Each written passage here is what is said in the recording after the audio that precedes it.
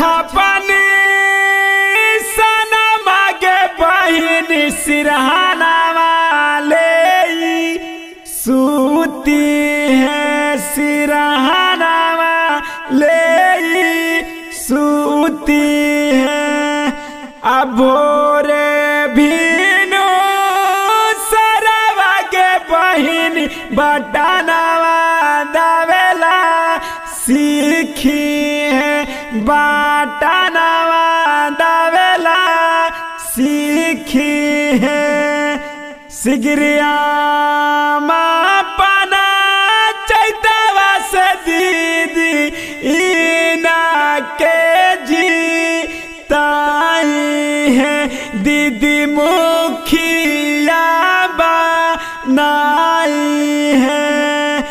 आगे जीताते चुनाव आगे दीदी करिए पूरा काम दीदी कर तू न पूरा काम। आगे हमारो दारू भी दीदी गरीबा के जाना आगे हाथ नहीं ना साना। आगे का फोनमा करेगे दीदी आई तू न तोरया गाना चाची आई तू न तोरया गाना। पूला छपनी सनम आगे दीदी 5 नंबर है बटनवा दीदी 5 नंबर है बटनवा।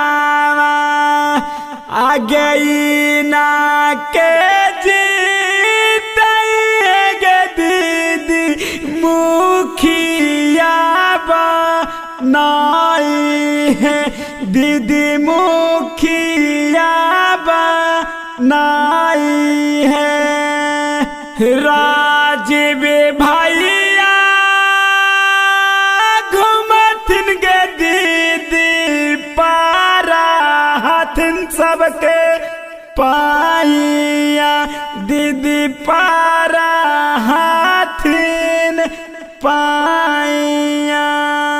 सुरेशा चाचा घूमथिन गे दीदी जोड़ी के अपन दोनों हाथावा दीदी जोड़ी के अपन दोनों हाथावा। 5 नंबर बटन गे दीदी पूला छपनी सनवा दीदी पूला छपनी सनवा। रूबी दीदी के जीताई है गे दीदी मुखिया बनाई है चाची ना के जीताई है।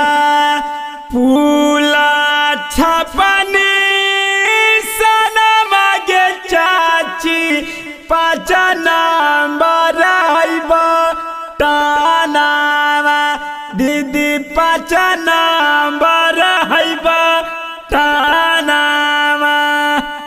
इना के जीताई है गे दीदी मुखिया बनाई है दीदी ना के जीताई है।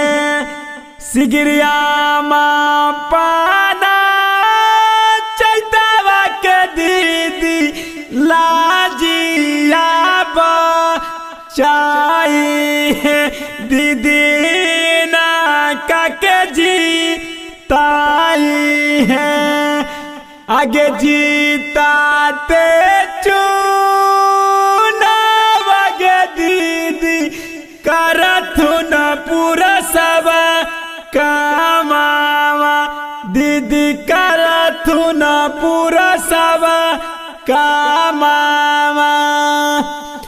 राजीव रंजन भैया थिनगे दीदी गरीबा के जानावा चाची हाथी नाई ना सानावा सुरेशा चाचा